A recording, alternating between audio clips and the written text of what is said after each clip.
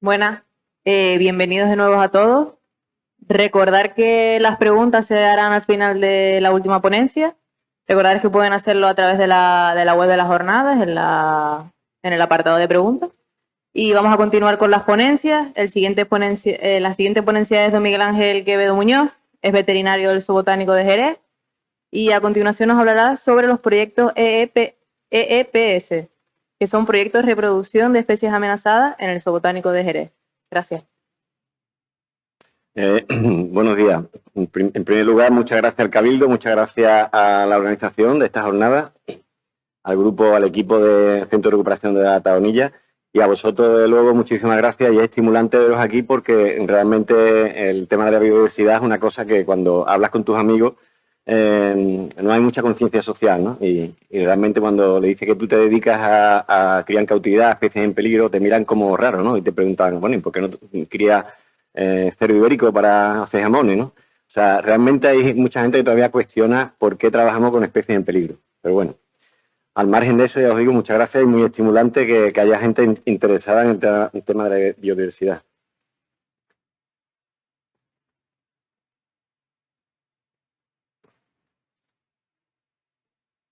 Hay que darle aquí, ¿no, Alejandro? Bueno, no va. No va la siguiente.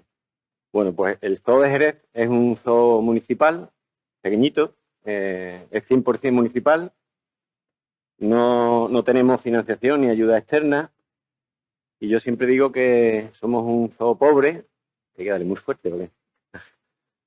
Somos un zoo con pocos recursos pero con muchos amigos y mucha gente que colabora, muchas entidades, muchas instituciones y eso quizás es lo que hace más divertido trabajar en este pequeño zoo. Es un zoo, en principio era un zoo convencional, con una colección zoológica típica. Yo cuando empecé a trabajar por allí, pues lo típico, el monito, la avestruces, esto, lo otro. Pero poco a poco y a lo largo de los años se ha transformado y nos hemos centrado sobre todo en especies amenazadas, especialmente especies autóctonas, especies europeas y especies del norte de África. Basado en el concepto actual de cualquier zoo que se digne llamarse zoo en cuestiones de conservación, los tres pilares básicos son la conservación, la investigación y la educación. Yo creo que hoy en día es implanteable que un zoológico no funcione si no está basado realmente en esto. Y nosotros creemos en estos tres pilares y además que lo hacemos. O sea, trabajamos dentro de los medios que tenemos, trabajamos en conservación, investigación y educación, incluso formando personal que pasa por allí, compañeros. Alejandro en el 2005 aprendiendo recolección de semen en bobcat, que es una especie parecida al lince ibérico. Entonces era estudiante. Y ya os digo, nuestra parte educativa no solamente el personal, el público que nos visita, sino que intentamos que todo el que llegue por allí se impregne de lo que es trabajar con animales en cautividad y la proyección que tiene en cuanto a la conservación de especies. Que hoy en día, como ya sabemos, desgraciadamente, pues con todo lo que nos está cayendo, de todas las causas que hay, pues realmente, digamos que entre comillas, es triste tener que trabajar en criar en cautividad, porque eso significa que hemos fracasado como personas, como humanos, hemos fracasado en la conservación de los hábitats, en la conservación de las especies, estamos fracasando. Y yo creo que aquí ha habido una palabra que ha sido muy interesante, que ha sido gestión activa o el trabajo activo de conservación, que creo que o seguimos trabajando en esa línea o me parece que muchas especies se van a ir extinguiendo poco a poco, porque es que cada día oímos que hay más especies que están amenazadas. Entonces, en el zoo intentamos hacer una conservación desde un punto de vista de especies autóctonas, y ahí trabajamos en especies nuestras, especies españolas, o ibéricas, o no ibéricas de las islas, especies autóctonas. El centro de recuperación también funciona como tal. Algunos proyectos botánicos que se desarrollan y después el otro gran pilar son las especies europeas, los programas de especies europeas amenazadas, ¿no? El programa de cría en cautividad que ahora os contaré. Haciendo un resumen general, y yo creo que Pablo un poco ha nombrado lo que algo parecido hacemos nosotros allí en el zoo, que es trabajar con especies ibéricas e intentar pues dar o ofrecer nuestro granito de arena en especies como el lince ibérico, el águila imperial, la cerceta pardilla, la limoche, el cernícalo primilla, el buitre leonado, el vencejo, el aguilucho cenizo y a otras especies también que, dependiendo de las temporadas o de las épocas, pues trabajamos con ellas, ¿no? Como el camaleón o murciélago. En el tema del lince ibérico colaboramos con el programa de cría ex situ, cría en cautividad. Se manejan, se crían y luego se sueltan.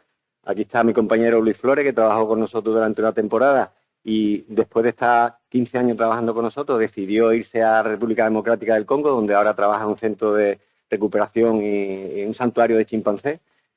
Y ya os digo, se fue con esa mentalidad de conservación, que es la que respiramos en nuestro zoo.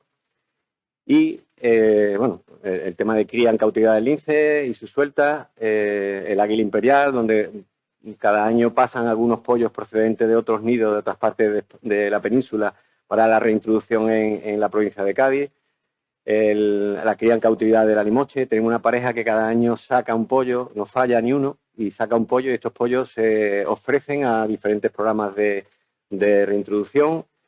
A partir de este año ya vamos a empezar a trabajar incluso con grefa, con el buitre negro con el alimoche, con el buitre negro y con otras cosas. Tenemos pendiente trabajar codo con codo, porque ya os digo que es importante que las instituciones y los organismos trabajen juntos. O sea, trabajar de forma aislada y de forma personalista yo creo que no nos lleva a ningún lado. Entonces, trabajar en conjunto con otras instituciones es una alegría, ¿no? Y además conoces compañeros, conoces otras formas de trabajo. Y el tema de la limoche, pues es una cosa que va bien y se usa para reintroducción. Un primillar que hay cerca de las afueras de Jerez, de lo que es la ciudad, donde vienen ejemplares tanto de la comunidad valenciana como de otros centros para la reintroducción, el acostumbramiento en ese primillar y luego la suelta. El el aguilucho lagunero, que tiene ese problema bueno, las poblaciones están disminuyendo a un ritmo muy, muy fuerte y que se rescatan los huevos cada año antes de que las cosechadoras machaquen los huevos en los nidos. Se sacan los pollos y luego se envían a una parte del sur de Cádiz, donde se hace el método hacking, el método de crianza campestre para la suelta. Este año hemos comenzado con la cerceta parvilla, es una de las anátidas, o la anátida más en peligro de extinción que ahora mismo en Europa. Se han rescatado 300 huevos, se llevaron al zoo, se han sacado en incubación artificial y hay 150 pollos esperando ser liberados cuando la Junta de Andalucía y los responsables del proyecto consideren oportuno. Esto también tiene el problema adicional de que la sequía y la falta de agua está haciendo que esta especie, por ejemplo, tenga un serio problema y, de hecho, se está retrasando la suelta porque apenas hay agua en los sitios donde serían óptimos para la cerceta. Se está planteando Portugal, Almería, algunas zonas de Cádiz, pero todavía no sabemos dónde se van a soltar porque las condiciones climáticas y el tema del agua es un verdadero problema. Proyecto Vencejo, algo que la verdad es que se te caen dos lagrimones cuando realmente tienes voluntarios y tienes gente que colabora con esto. Son cerca de 80 voluntarios coordinados por una persona que está haciendo su TFG allí. Cada año vienen muchísimos, sobre todo la inmensa mayoría caída de nido, se le dan a los voluntarios, se les da la comida, ellos lo recuperan, se lleva un control estricto de los individuos con las anillas individualizadas y la verdad es que este año se han sacado más de 300 vencejos y se han soltado con colaboración de la Sociedad Gaditana de Historia Natural, los centros de recuperaciones que hay en Cádiz, que son 3, y bueno, sobre todo por los voluntarios, ¿no? Sin ellos la verdad es que es casi imposible. E involucrar a la ciudadanía y a las personas, la verdad es que debe ser otra parte importante de cualquier programa de conservación. Eso está claro. Y como centro de recuperación, pues tampoco os voy a contar mucho más. Simplemente esto se inició en los años 80 y todo el mundo asociaba animal herido, enfermo, un pato, un flamenco, con el zoo. Lo llevaban allí para que alguien se encargara de ello. Y así se inició lo que es el centro de recuperación hoy en día, que es simplemente una colaboración más con el centro de recuperación de la Junta de Andalucía, que está en el puerto de Santa María, y con los que colaboramos recibiendo ejemplares, haciendo los primeros auxilios, las curas, operamos, arreglamos, y luego se lo damos a ellos para que sigan con el programa de rehabilitación, musculación y suelta. Pues bien, esto que ha sido una breve introducción de uno de los pilares que a mí me encanta, la verdad, de nuestro zoo, que es atender a la fauna autóctona. Pasando al segundo pilar, que es ya un poco a nivel global, que son especies amenazadas en peligro. Esto está dentro de lo que sería la red de zoos, sobre todo la Asociación Europea de Zoo y Acuario, EAZA, como veis las siglas ahí. Y este concepto también lo ha nombrado Pablo anteriormente, el concepto Arca de Noé.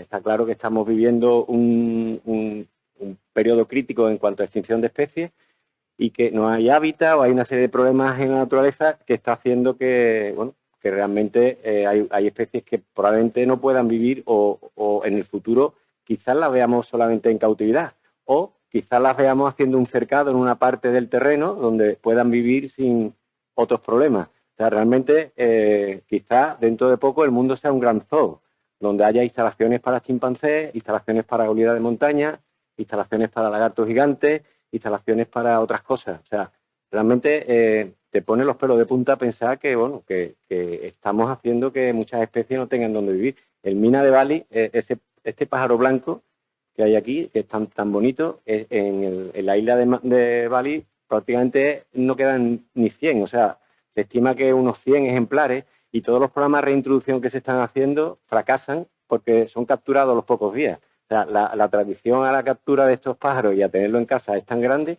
que el programa de reintroducción es un fracaso. O sea, esos problemas que siguen estando ahí, y no solamente los países desarrollados, sino, bueno, los países menos desarrollados con sus problemas socioeconómicos, políticos, etcétera, etcétera, que todos conocemos, está haciendo que muchas especies al final terminarán estando en grandes zoos o grandes parques o grandes extensiones donde no tengan más capacidad de moverse nada más que esa. Pero bueno. ¿Qué es un programa EP? Pues ya hemos dicho que estos programas están dentro de la Asociación Europea de Zoos y Acuarios. Estos son todos los zoos europeos con unos estándares mínimos de mantenimiento de especies y una filosofía, como repito, de conservación, investigación y conservación. No solamente eso está en zoo, ¿no? Que en los centros de recuperaciones también se pueden hacer esas tres cosas y de forma importante, porque estamos transmitiendo esos valores a la sociedad, ¿no? Desde los centros de recuperación, por ejemplo.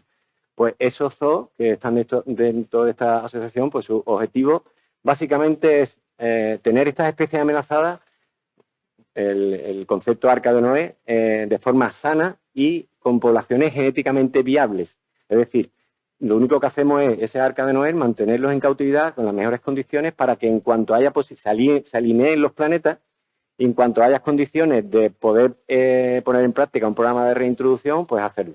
Esa es la base de los programas EEP. Y cada año hay más, lo cual hace pensar que cada año está claro que el problema es más serio en muchas especies. Actualmente se manejan unos 400 especies en la Asociación Europea y ahí tenéis la sigla EEP, European Endangered Species Program. Básicamente los planes de reproducción ex situ de las especies amenazadas a nivel mundial, reservorio genético de la especie, intercambio de animales entre zoos, que esos animales no se compran ni se venden, simplemente se intercambian con el objetivo de mantener la genética en buen estado. Existe un coordinador de cada programa y hay un comité científico, incluidos veterinarios. Antes los veterinarios estaban muy apartados de todos estos programas de conservación. Ahora 20, 30 años un veterinario como que no servía para nada. Y hoy en día, gracias a Dios, estamos ahí e incluso somos un hombre de orquesta. Yo desde luego, en mi zoo me considero un hombre de orquesta. Yo hago un poco de todo, ¿no? Entonces, estamos ahí dentro de ese comité científico y luego se elabora una serie de guías de manejo que simplemente es mantener los animales lo mejor posible, en las mejores condiciones, y esta guía está elaborada por una serie de expertos que trabajan en la especie, tanto desde el punto de vista de comportamiento como de alimentación, cuestiones veterinarias, etcétera, etcétera. Con el futuro, como ya os digo, de planes de reintroducción, si fuera posible. En algunas especies es posible, en otras especies está siendo difícil, como pongo el ejemplo del mina de Bali, que os comentaba antes.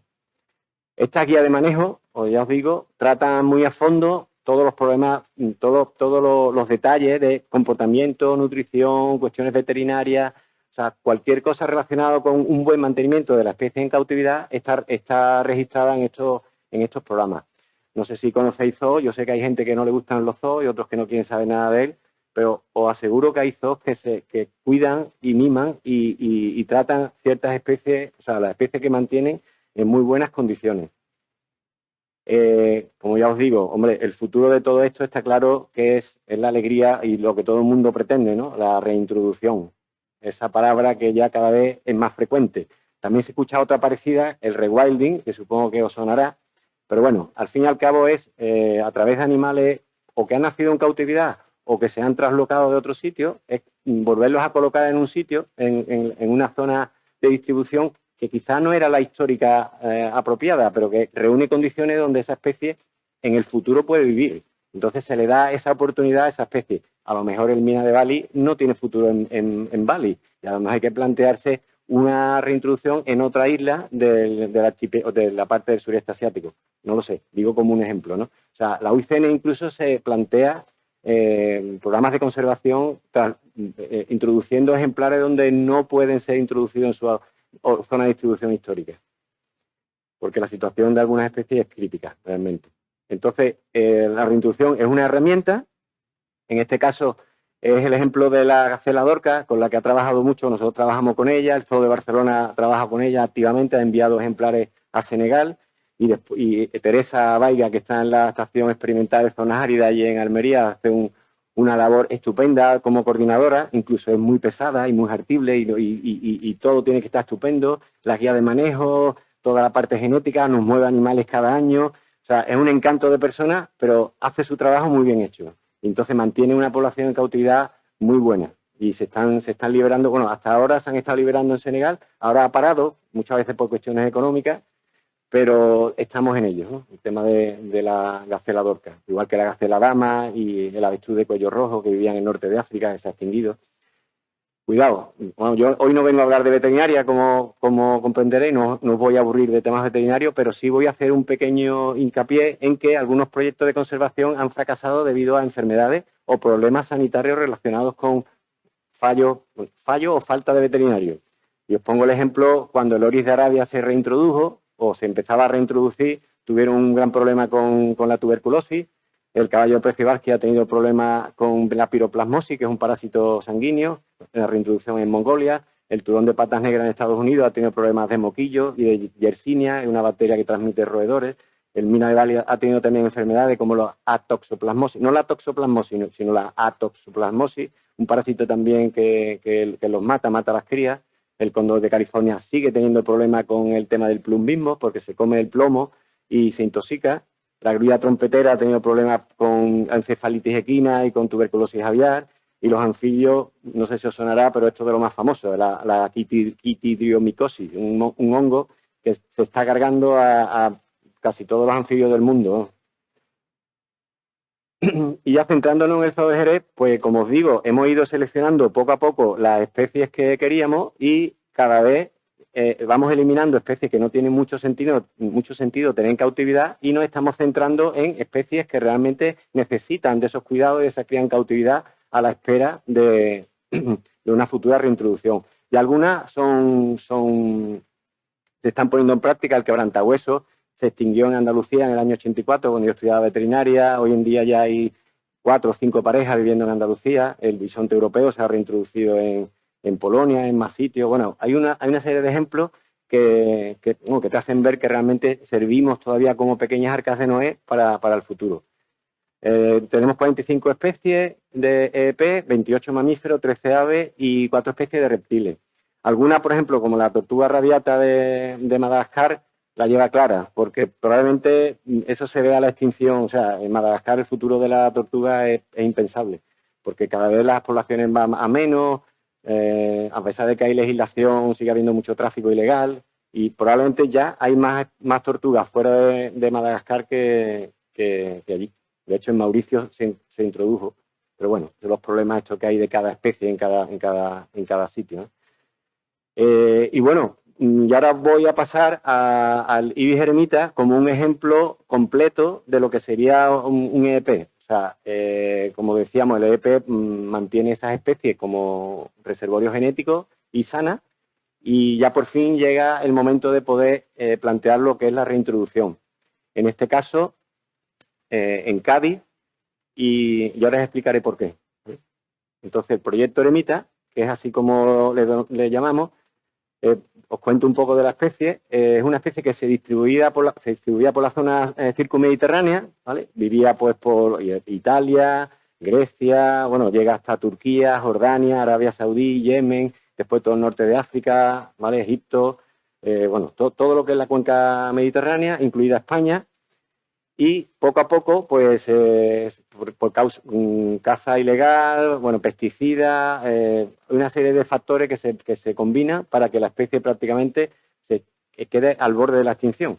En el año 92 solamente existían en el mundo 250 ejemplares. Esos 250 estaban solamente en Marruecos, en 2 pequeñas colonias que vivían en la zona de Agadir, aparte del Parque Submasa, Agadir, era lo último que quedaba. Y se daba por extinguida la población migradora, que era la que vivía en Siria, aquí Siria, Turquía, ¿vale? Que migraba por Jordania, Arabia Saudí, cruzaba el Mar Rojo y pasaba la invernada en Etiopía y Eritrea, esa se da por extinta.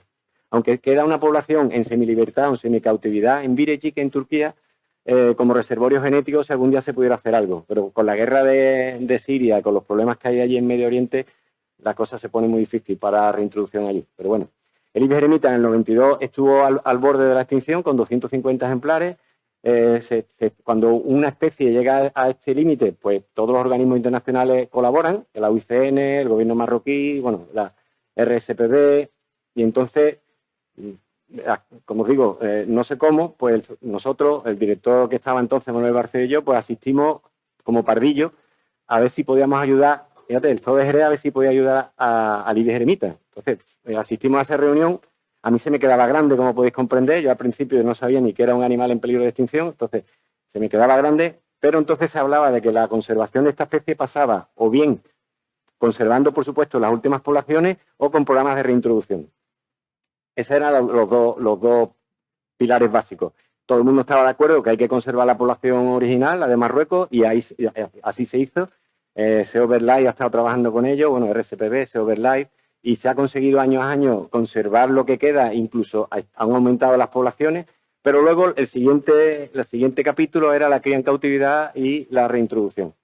Para eso estaba este EP, que lo que ha hecho es, en toda la red de zoos europeos, ha mantenido esa población, y a partir del año prácticamente 2003-2004 se pusieron a funcionar 2 programas de reintroducción en Europa. Uno en Austria, que es el Wild Draft Team, de los compañeros que están liberando ibis en Austria, pero le están enseñando a emigrar al norte de Italia, a la laguna d'Orbatello, un sitio muy bonito, ecológicamente muy interesante, que lo hacen emigrar con ultraligeros, como habéis visto con los gansos, que lo hacen moverse de un sitio a otro, y funciona muy bien, la verdad es que le va bien. Y después está el proyecto nuestro, que es el programa de reintroducción de especies sedentarias aquí en Cádiz, ¿vale?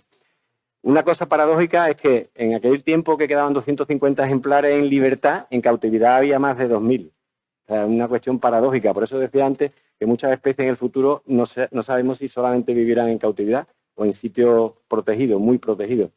El proyecto Eremita, que se inició en el 2003, pues inicialmente era un estudio experimental de a ver cómo podíamos soltar ibis sin que se fueran, es decir, que se mantuvieran en el sitio de suelta.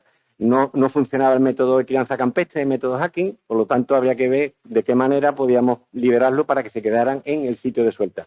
Es un proyecto conjunto, Junta de Andalucía, Zoobotánico de Jerez, con la colaboración de un montón de instituciones, entre ellas la Estación Biológica, pero hay muchas instituciones que colaboran en el proyecto, y lo primero que hicimos, pues una reunión a nivel internacional para valorar pros y contras de esa introducción, reintroducción. Hay algunos que lo consideran como una introducción, hay otros que lo consideran como una suelta de ejemplares exóticas. O sea, ya un poco aquí entran las críticas y todas las cuestiones que siempre va a haber, siempre.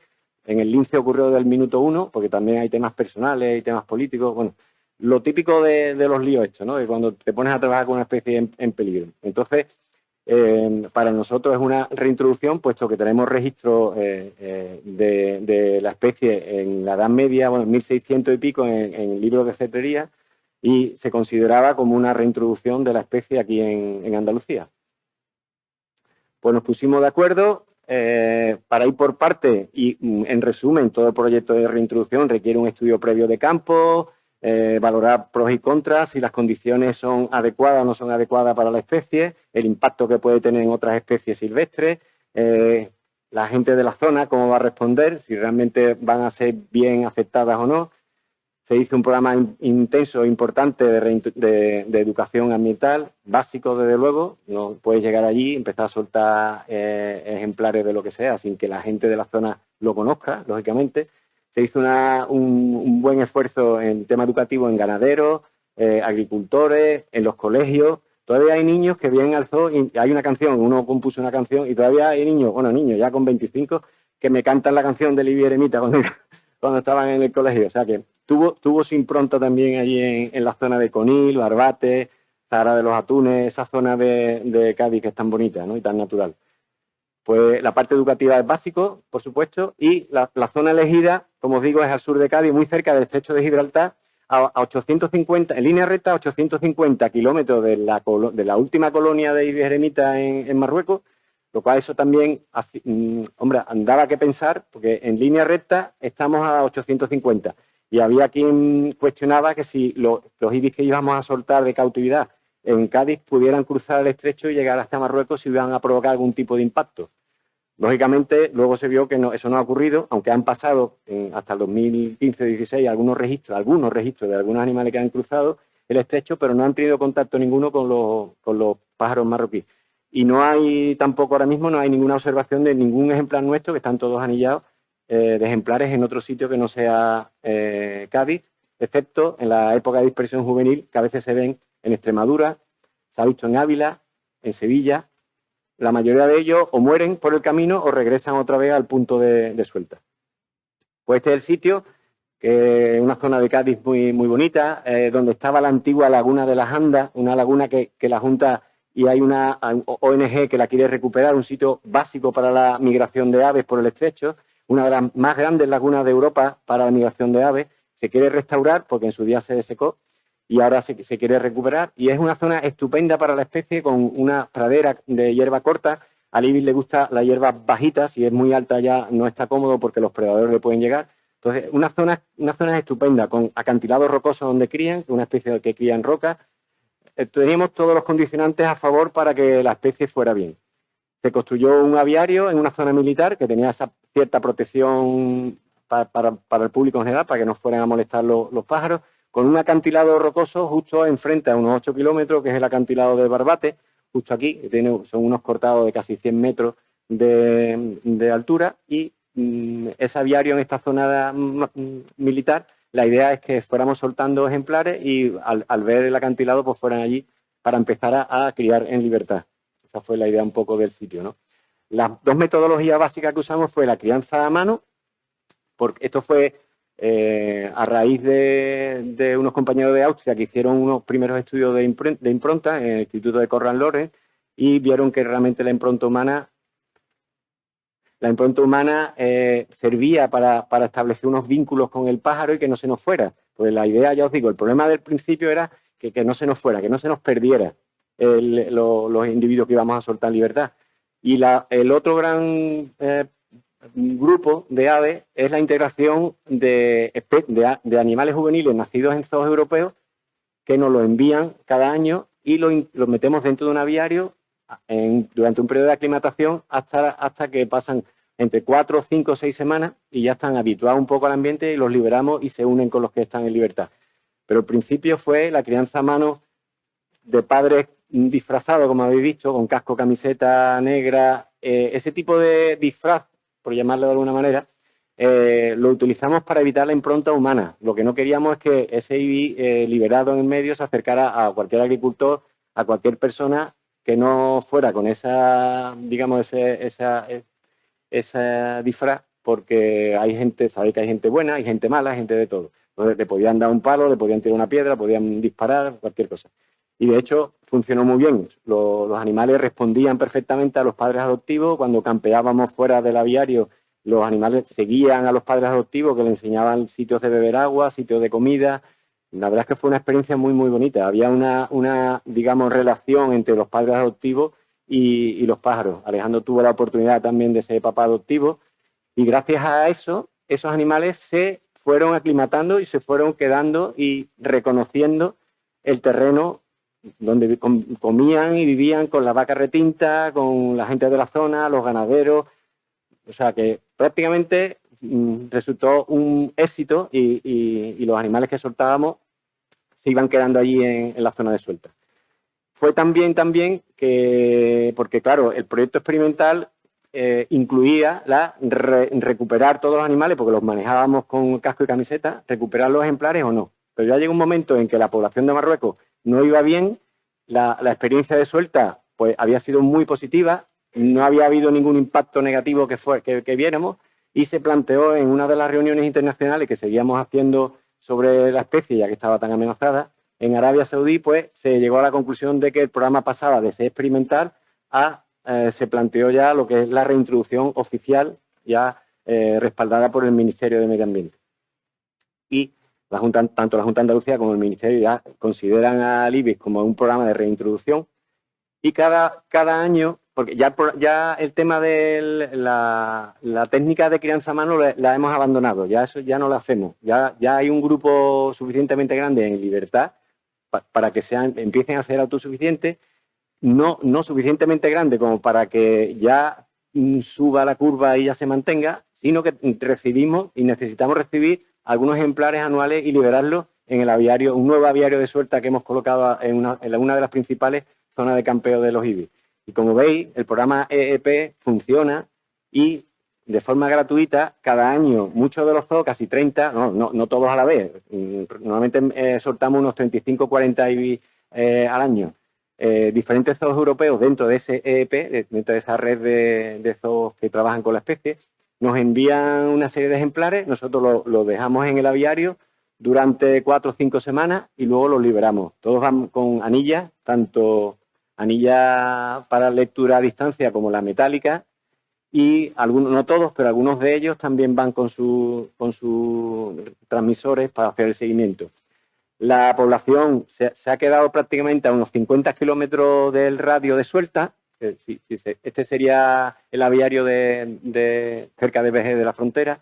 Pues unos 50 kilómetros más o menos es la zona donde campean, no más. Las principales causas de muerte han sido sobre todo la predación por rapaz. Un año un búho real se comió 16 pollos de iberemita ahí en la colonia. Pero bueno, son causas naturales. Después la electrocución, y la electrocución en póster aislados. Y es porque son tan cabezones, tan sociales, que cuando se posa, no se posa uno, se posan 20. Entonces a veces ocurre un arco eléctrico y mueren 3 o 4 por la electrocución. La principal causa es rapaces, que son temas naturales, electrocución, que lo que se está haciendo es prolongar mucho más cada extremo de aislamiento en los cables para evitar el impacto este. Y después hay, a título ya más bien anecdótico, algún traumatismo, ahogamiento en bebederos de vacas, de ganado, que a veces se meten en el agua y no pueden salir.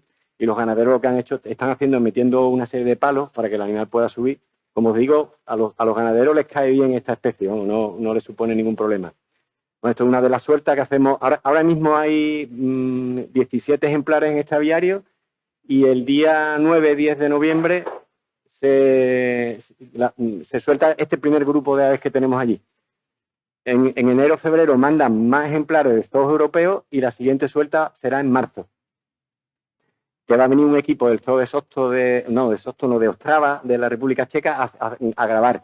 Muchos de los zoos que colaboran vienen para ver lo que estamos haciendo, hacen grabaciones y lo utilizan como recurso para el tema educativo, ¿no? De redes sociales. Bueno, pues ahora mismo la población es de unos 200 ejemplares, ya estoy casi acabando. Son de 200 ejemplares con 3 puntos de cría, uno en la barca de Vejer, donde este año han criado 13 parejas. Cada año subimos los nidos están todos controlados hasta ahora. Ojalá que llegue un momento en que no podamos controlarlo, pero ahora mismo están todos controlados y subimos cada año con escalera, con cuerda, como sea, a anillar los pollos, ¿vale? Aquí fue donde tuve problemas de piojillo, hablando el otro día del guincho de la águila pescadora con los ácaros. Aquí tuvimos problemas de ácaros, ha habido muerte también por pollo de ácaros, y nosotros lo que hacemos es que fumigamos los nidos con una permetrina. Ya le expliqué a Alejandro cómo lo hacíamos. Y cuando vamos a anillar es que se nota, te subes al nido, pones la mano y ya te llegan los ácaros hasta el oído, ¿no? Llevamos un spray y espolvoreamos el nido, y con eso controlamos que el ácaro vaya más. Es que les chupa la sangre, vamos, lo deja seco, lo deja anémico.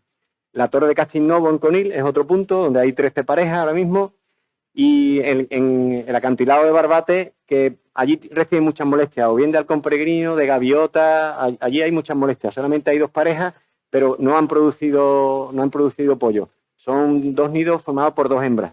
Es curioso, cuando faltan machos, hay hembras que se emparejan, hacen su puesta, pero no sacan pollo. excepto en la colonia de la barca, que hay cópulas extramaritales y los huevos a veces están fecundados y esas dos hembras sacan pollo. Es muy curioso el comportamiento colonial de esta especie. Ahí veis un poco ya prácticamente estoy terminando, ya.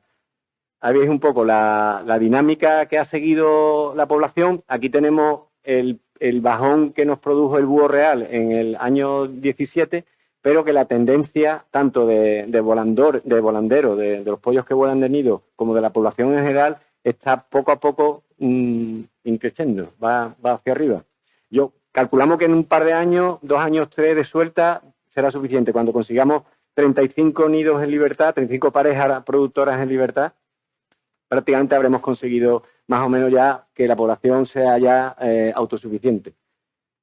Hasta el momento, acción activa, lo que hablamos, gestión activa de la especie. Y ahora mismo, a fecha de hoy, pues el mapa mundial sería el grupo de Austria, que cuenta con unos 150 ejemplares en libertad, migrando desde Italia hasta la parte de Alpes, Austria, también un poco de Alemania, Suiza. Aquí tienen problemas de disparos. El día 15 de diciembre tenemos la reunión conjunta del proyecto Wardra, tenemos muy buena relación del proyecto austriaco y el nuestro, para ver resultados y un poco hablar de cómo va el programa. Aquí en Cádiz, pues unas 200 individuos, con 3 zonas de cría y 28 parejas, y en Marruecos, desde el año 1900, desde el 92 hasta ahora, hay unas 900 aves con unas 120 parejas reproductoras y hay 2 colonias fundamentales, pero se están extendiendo un poco más arriba. O sea que hay esperanza de que se formen más colonias en Marruecos. La cosa va muy bien. Y tenemos muy buena relación con Marruecos e incluso vamos allá a echarle una mano cuando hay captura, hay que colocarle transmisores. Hay muy buena relación. En el grupo Ibis eremita, en general, a nivel mundial, hay muy buena relación. Y ya el futuro es Argelia. Argelia estos días está discutiendo la reintroducción, ya que la especie se extinguió en los años 60-70. Y hoy en día Argelia es otro punto donde toda esta experiencia será utilizada para dársela a los compañeros de Argelia y que intente la reintroducción del ibis allí. Y ya está. Y eso es un poco todo.